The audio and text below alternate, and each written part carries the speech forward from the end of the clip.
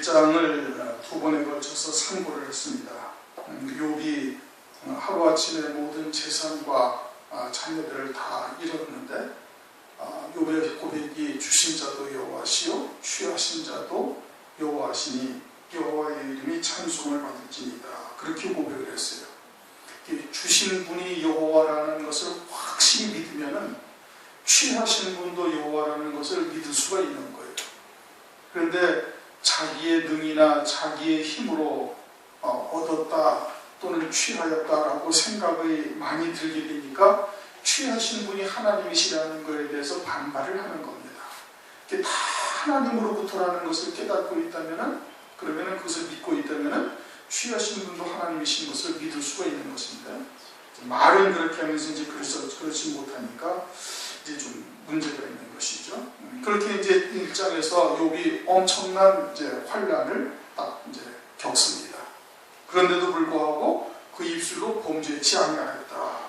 하나님을 어리석게 원망하지 아니했다. 그렇게 지금 1장 끝절에 이렇게 말씀을 하고 있습니다. 이 욥의 신앙이 대단한 겁니다. 자식들까지 다 잃고 재산까지 다 잃고도 전혀 하나님을 원망하지 아니하고 오히려 하나님께 영광을 돌리고 있는 이 욥의 신앙이 정말 대단한 신앙이죠. 그런데 이제 2장에 들어서는 이제 또 한 단계 격상이 되는 겁니다. 또 이제 사단에게 한 번 더 허용하셔가지고 욥이 아주 이제 환난을 겪었지만 이제 두 번째 장은 이제 처참한 지경으로 딱 그냥 떨어뜨려 버리시는 거예요. 처참한 지경으로.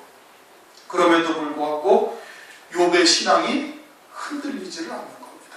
정말 그 믿음이라는 것이 정말 상상을 초월하는 믿음을 가지고 있는 거예요. 그러니까 하나님께서도 노아와 다니엘과 욥 이 세 사람이 있을지라도 얼마나 하나님께서 인정하시는 믿음이에요. 그렇죠? 우리가 보더라도 그냥 일반적인 시각에서만 본다 하더라도 그 믿음이 정말 대단한 믿음인 겁니다. 다니엘, 노아, 욥 이 세 사람을 하나님께서 들어가지고 유대인을 책망하실 때 그들을 들어서 그 이름들을 들을 정도이니 그 믿음이라는 것은 정말 하나님께서 온전히 이제 보시는 이제 그와 같은 믿음의 사람인 것이죠. 2장 1절 또 하루는 하나님의 아들들이 와서 여호와 앞에 서고 사단도 그들 가운데 와서 여호와 앞에 서니 이것은 우리가 1장 6절에서도 이제 상고를 했어요. 이제 또 하루다 이렇게 말했으니까 1장 6절과 또 다른 어떤 하루를 말하는 것이냐 그런 것이 아니라 1장 6절에서의 하루라는 것은 뭐라고 그랬어요? 하나님의 백성, 하나님의 자녀들, 아들들의 영들에게 육신을 입혀서 이 땅에 보내셔서 하나님의 기쁘신 뜻을 이루기 위한 그 모든 날이 다 하루예요. 하나님은 영원한 시간이거든요. 하나님이 영원한 시간 가운데 그 태초의 어느 시점에 태초의 말씀이 계시니라부터 시작해서 그래서 하나님의 기쁘신 뜻을 정하시고 그 뜻을 이루시기 위해서 모든 만물을 지으시고 그 모든 만물들의 끝 결론까지 다 이루어 가신 것이 그것이 전체가 다 하루다 이겁니다. 그것이 하루에 해당되는 거예요. 그래서 이제 그와 같은 날들 중에 하나님의 아들들이 있고 사람들이 있다. 하나님의 아들들이라는 것은 그와 같은 하루 안에서 하나님 아버지의 뜻을 이루고 믿음의 열매를 맺어서 아버지의 유업을 나름대로 열매를 맺어서 아버지의 유업을 잇는 자들이 그게 아들이라는 말씀이에요. 그럼 사탄이라는 것은 실제 마귀 사탄을 말하는 것이 아니라 하나님의 자녀들임에도 불구하고 세상에 속하고 육신에 속해서 마귀의 종된 자 사탄의 하수인이 돼서 이 땅에서 다 헛된 삶을 살고 사탄의 일꾼으로서 쓰임받다가 다 불태움 받아져서 하나님 앞에 올라온 자들이 그걸 사탄이라고 이야기를 하시고 있는 겁니다. 그 하루라는 단어가 무엇을 의미하는지를 깨달으면 그 나머지는 이해할 수가 있어요.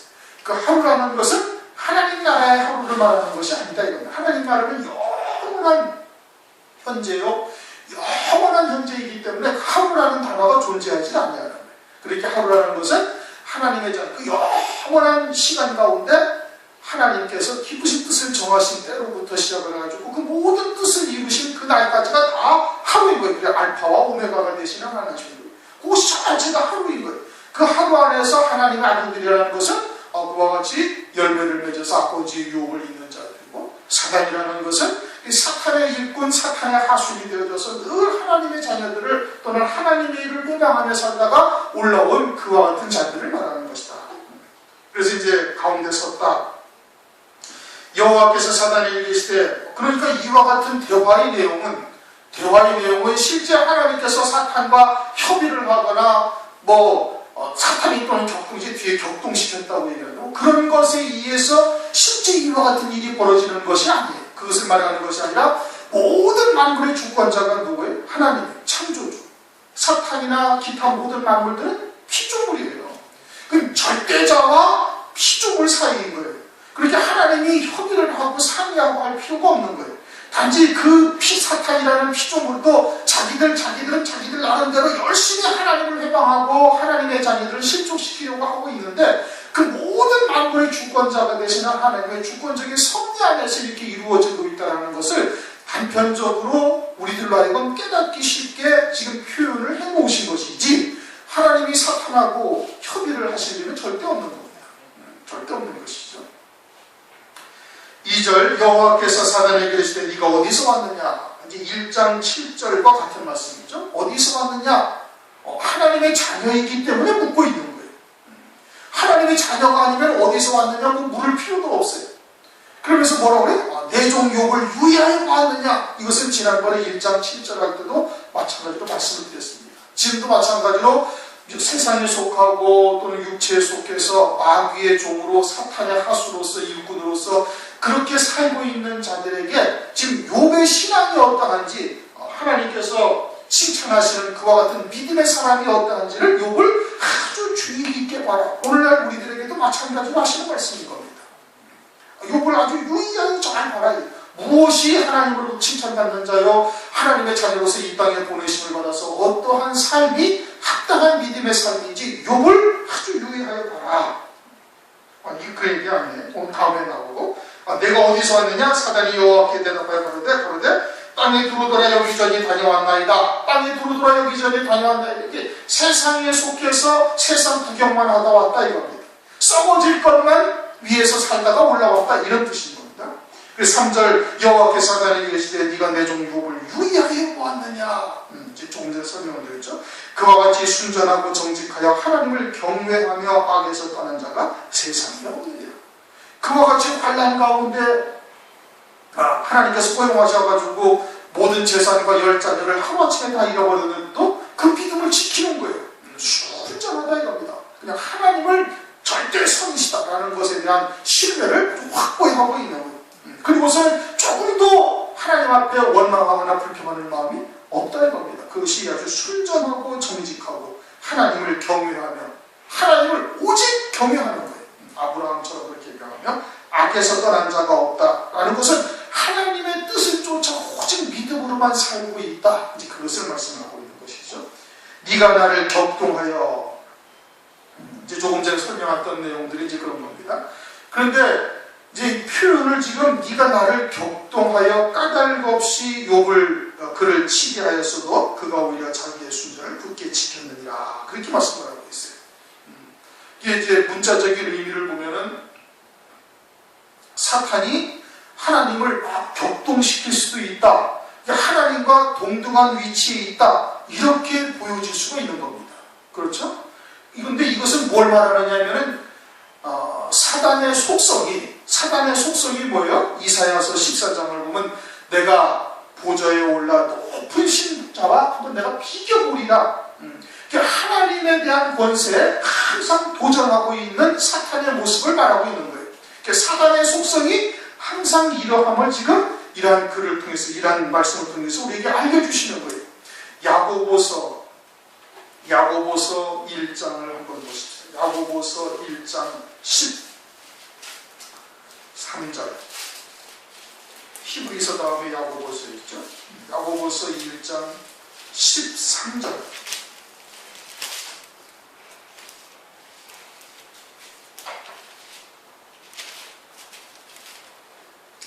야고보서 1장 13절 다 같이 읽습니다. 시작. 사람이 시험을 받을 때에 내가 하나님께 시험을 받는다 하지 말지니 하나님은 악에게 시험을 받지도 아니하시고 친히 아무도 시험하지 아니하시느니라. 하나님은 악에게 시험받지 아니하신다는 거예요. 왜요? 하나님은 절대자이시기 때문에. 그러니까 사탄이 하나님을 격동시킬 수가 있어요? 없어요? 격동시킬 수가 없는 거예요.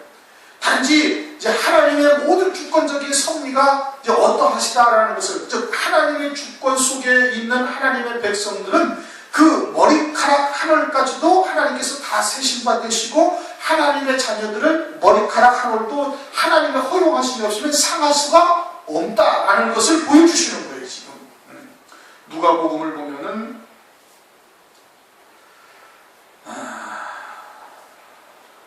누가복음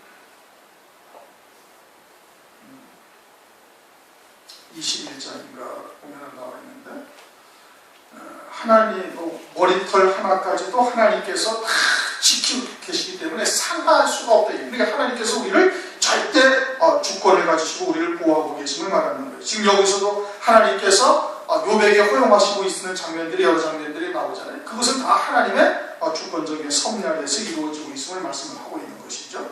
그래서 이제 네가 나를 격동했다라는 것은 뭘 말하느냐? 그것은 하나님은 마귀에게 시험당하지 아니하시는 거예요.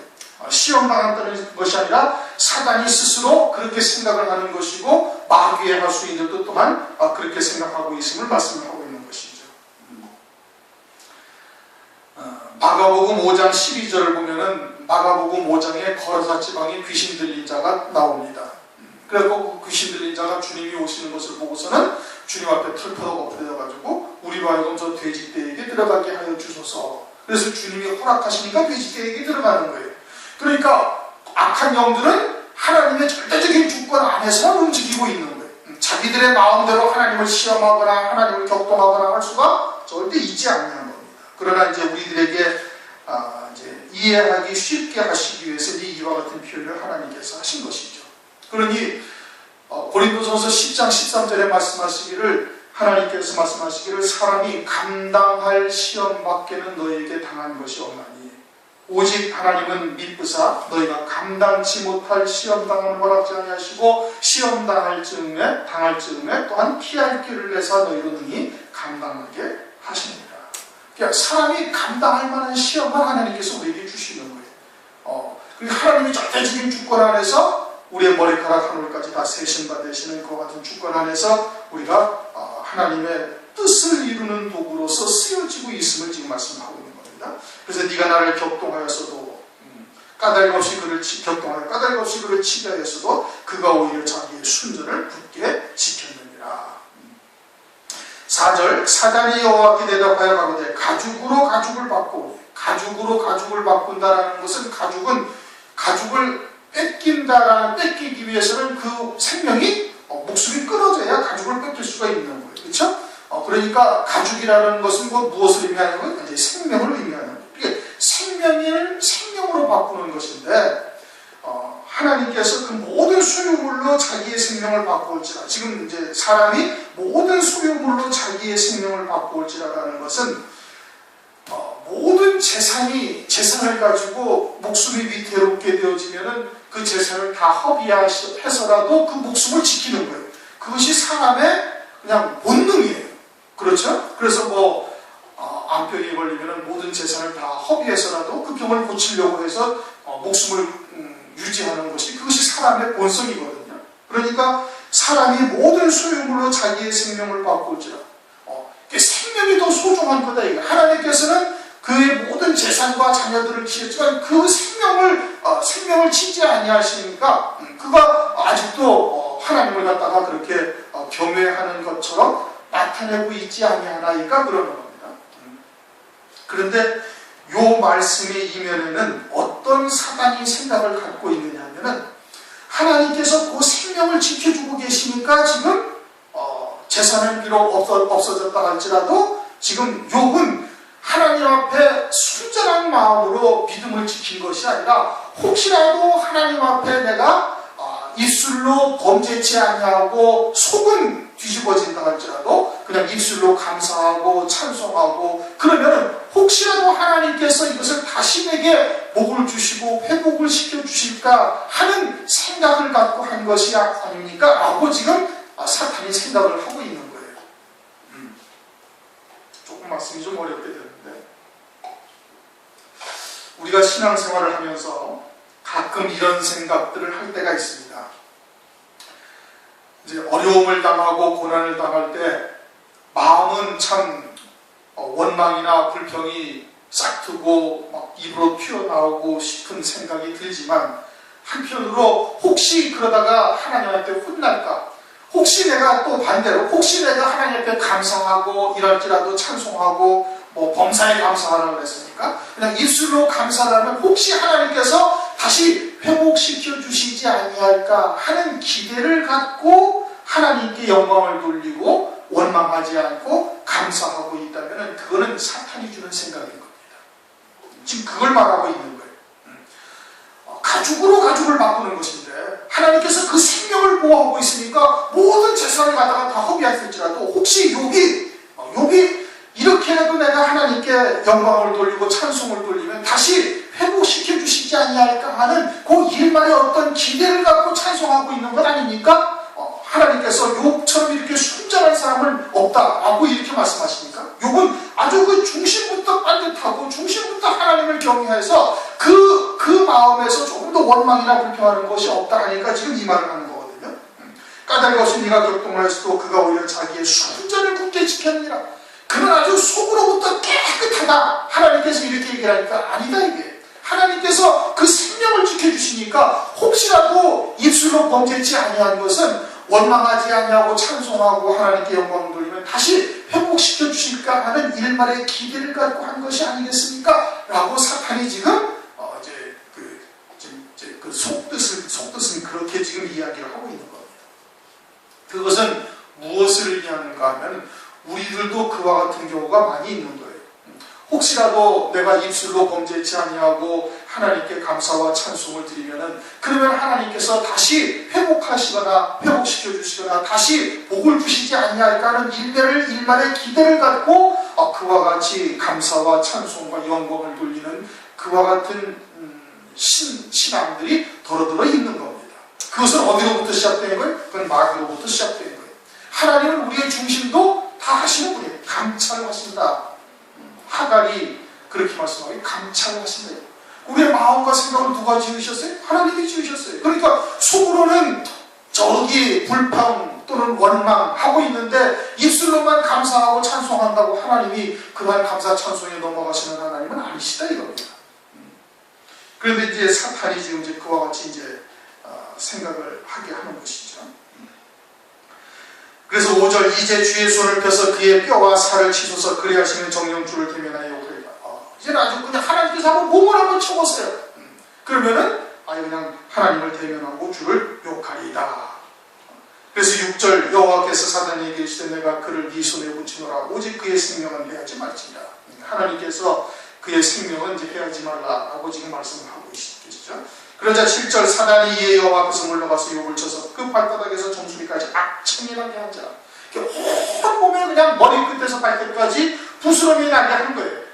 온 몸에 그냥 부스럼이 나게 해가지고 그것을 이제 긁다가 못해가지고 이제 8절, 욥이 제 가운데서 앉아서, 제 가운데 앉았다라는 것은 나의 삶의 모든 것이 다 불타 없어졌구나 라는 뜻인 겁니다. 욥이 그렇게 생각을 하고 있는 거예요. 제 가운데. 그러나 실제 지금 욥이 그와 같은 신앙에서 계속 되어진다면 이와 같이 되어질 것을 하나님께서 그 모든 것을 회복시키고자 지금 욥에게 환난을 갖다가 하나님께서 허용하신 겁니다.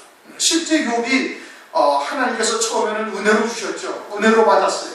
하나님께서 내게 복을 주신 것이 다 은혜로 주신 것이라는 그 듣고 하나님께 감사와 찬송과 열매를 맺었는데, 그런데 시간이 지나고 여기다 보니까 하나님 앞에 내가 찬송으로 또는 감사로 또는 의롭게 사는 것이 하나님 앞에서 이렇게 복을 받는다라고 생각이 되어져서 자기의 헌신과 자기의 충성의 대가로 복을 받는 것으로 여기고 있었던 겁니다. 그래가지고서는 하나님 앞에 이제 뒤에 나오지만은 나는 내 심상에서 선종하리라고 생각을 했다고 여기 고백을 하고 있는 거예요. 왜? 죄를 짓지 아니하고 하나님 앞에 찬송과 영광을 돌리고 또 자녀들이 혹시라도 죄를 지었을까 하여 그들 명수대로 하나님 앞에 번제 제사, 속죄 제사를 늘 드리고 있었단 말이에요. 그러니까 이와 같이 의롭게 살게 되어지면 하나님께서 계속해서 내게 복을 주시라는 그러한 기대로 지금 살아가고 있는 거예요. 그렇게 그러한 것을 하나님께서 그런 상태에서 하나님께서 복을 주시면 어떻게? 모든 것이 다 죄가 되어버리는 거예요. 다 불타 없어지는 거예요. 그렇게 되지 않게 하시기 위해서 하나님께서 이와 같은 환난과 고난을 주신 것이죠. 제 가운데 앉아서 기와 조각을 가져다가 몸을 긁고 있더니 이제 손톱으로 긁다가 이제 그것도 모질라가지고 그것도 되지 않아가지고서는 이제 기와 조각으로 갖다 긁었다. 물론 이제 기와 조각으로 갖다 긁으니까 손으로 긁던 것보다는 더 시원하다. 뭐 이렇게 느낄 수가 있겠죠. 그럼 뭐 기와 조각이 아니어도 얼마든지 다른 것으로도 그렇게 할 수가 있거든요. 그런데 기와 조각으로 긁었다라는 것은 뭘 말하느냐? 기와라는 것은 어디를 덮는 거예요? 지붕을 덮어요. 지붕을 덮어서 어디를 가려요? 하늘을 가리는 겁니다. 그것이 기와 조각이에요. 더군다나 기와 조각에는 사람들이 글을 쓰기도 하고 어떤 문양을 새기기도 하고 그래가지고 그것을 구워서 하늘을 가리는 거예요. 다시 말하면 욥이 지금 신앙의 상태가 자기가 여러 가지로 의로운 생활을 하고 하나님 앞에 의롭게 보이니까 하나님께서 이렇게 은혜를 베풀어 주시는구나 라고 생각을 하고 있었던 것을 지금 말하고 있는 겁니다. 욥의 신앙 상태가 어떠하다라는 것을 지금 말씀을 하고 있는 것이죠. 그러나 우리가 이 땅에서 복을 받고 여러 가지 은혜를 받는 것은 그것은 하나님께서 그냥 거저주시는 것이지 우리의 충성의 대가나 우리의 또는 헌신의 대가가 절대 아니다 이겁니다.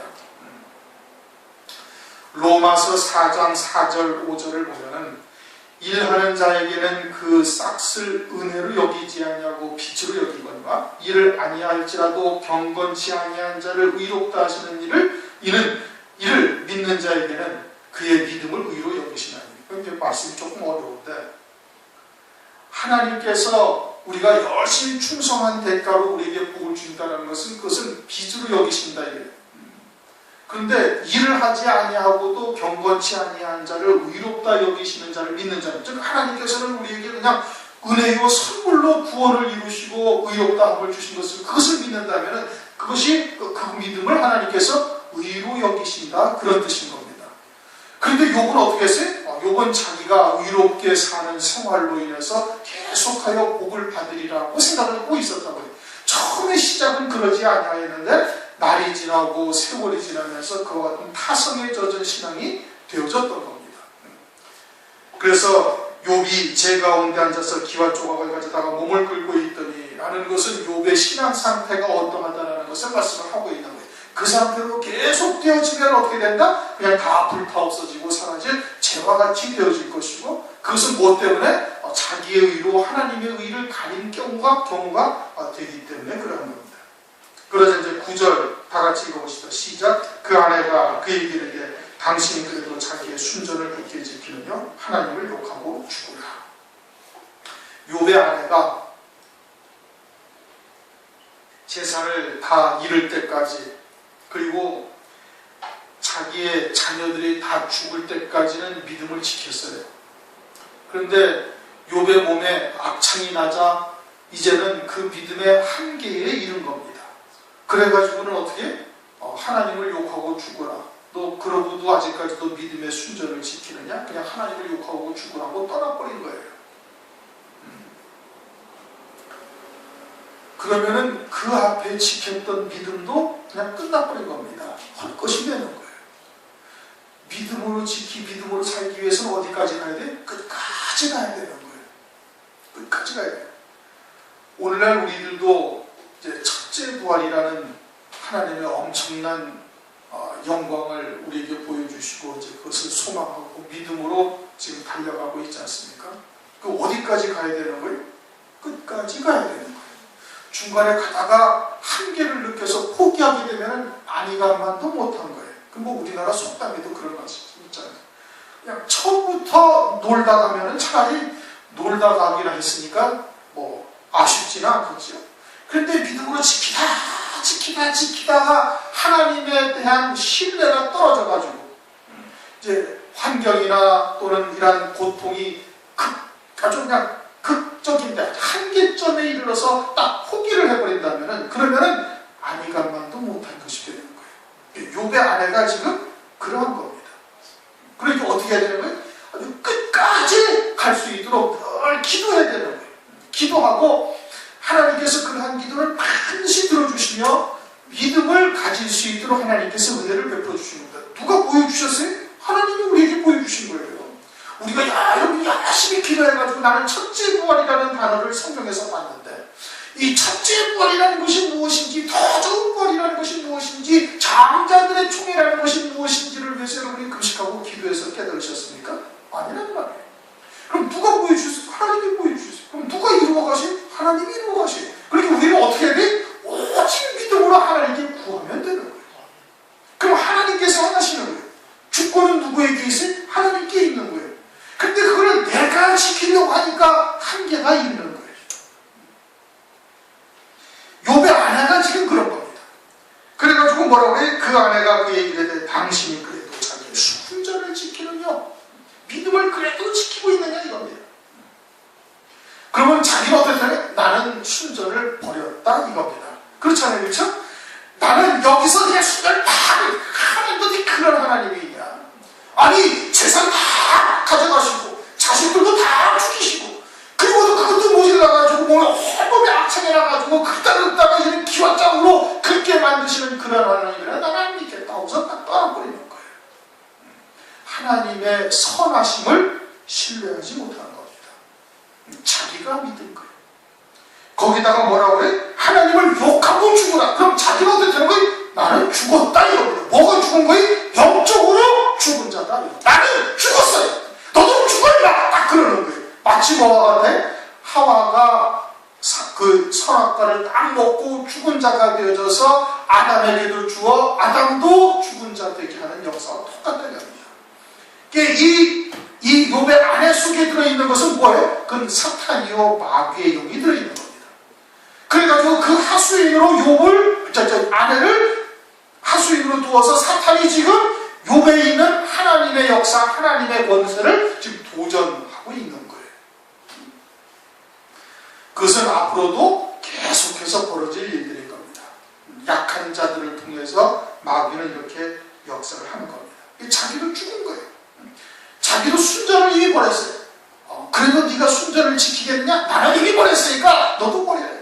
그리고는 나는 이미 죽었으니까 너도 죽어라. 그거하고 똑같은 얘기입니다.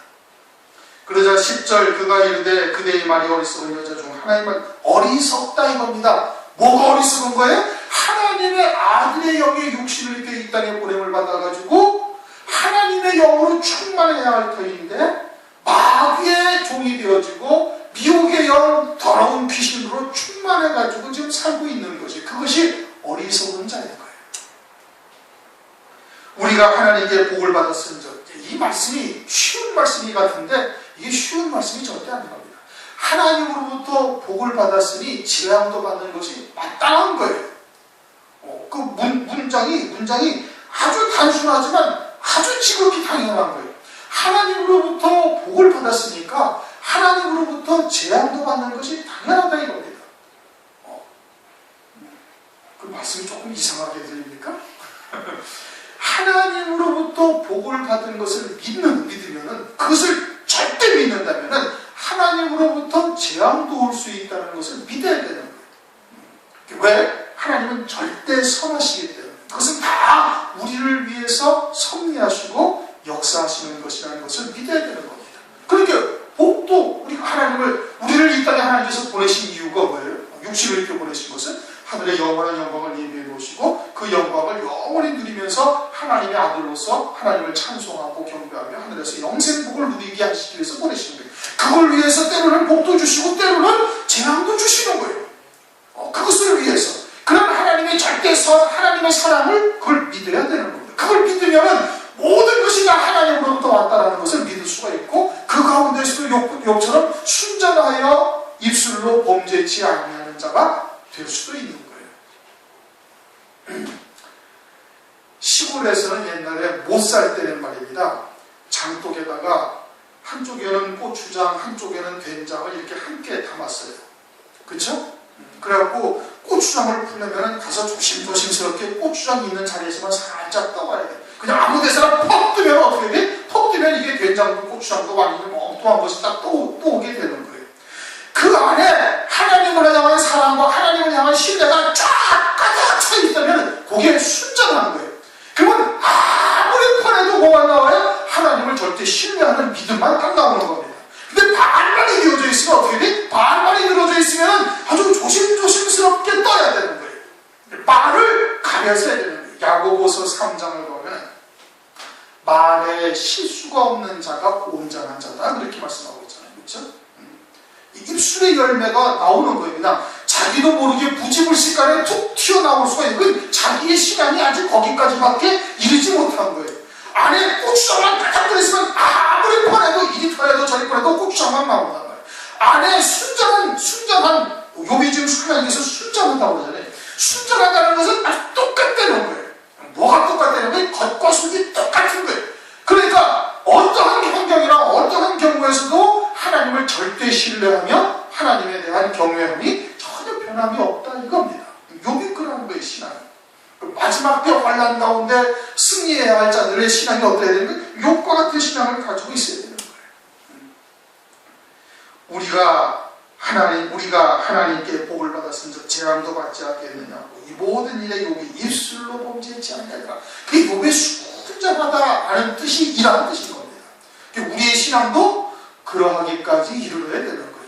우리가 여전히 입술에 범죄치 않으려고 조심한다는 것은 속에 고추장 된장이 섞여 있기 때문에 그러는 겁니다. 한 가지만 있어야 돼요. 11절 때 욥의 친구 세 사람이 그에게 이 모든 재앙이 임하였다고 듣고 각각 자기 처소에서도 들었으니 곧 대만 사람 엘리바스와 수아 사람 빌닷과 나아마 사람 소발이라. 그들이 욥을 조문하고 위로하려 하여 상약하고 오더니 그래가지고 욥의 세 친구가 이제 등장을 합니다. 그런데 그들이 여기서 성경에서 뭐라고 그러냐면은 각각 자기 처소로부터 이르렀다. 각각 자기 처소로부터 당연한 얘기예요. 그렇죠? 당연한 말씀인데 왜 성경에 기록해냐면 그들의 신앙의 근원이 어디인지를 보라 이 뜻인 겁니다.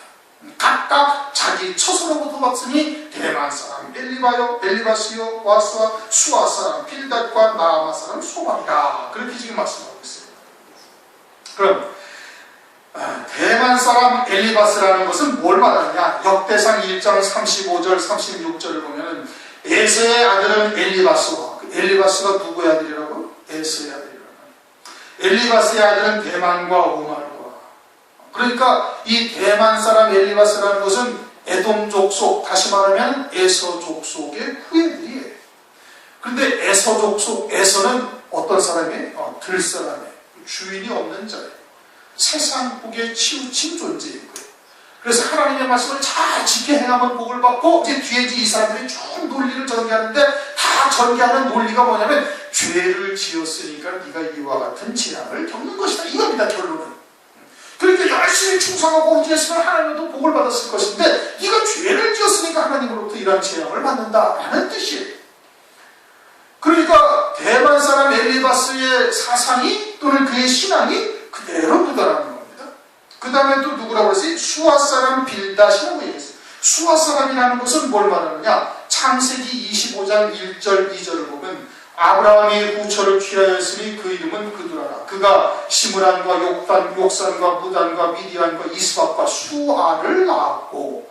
그럼 누구의 후손이? 아브라함의 후처 그두라의 후손이. 아브라함의 후손인데 그두라의 후손들이. 근데 그두라는 창세기 25장에 아브라함이 재물을 주어서 동북으로 가서 살게 하였고, 그리고서는 나중에 아브라함이 죽었을 때도 오지도 않습니다.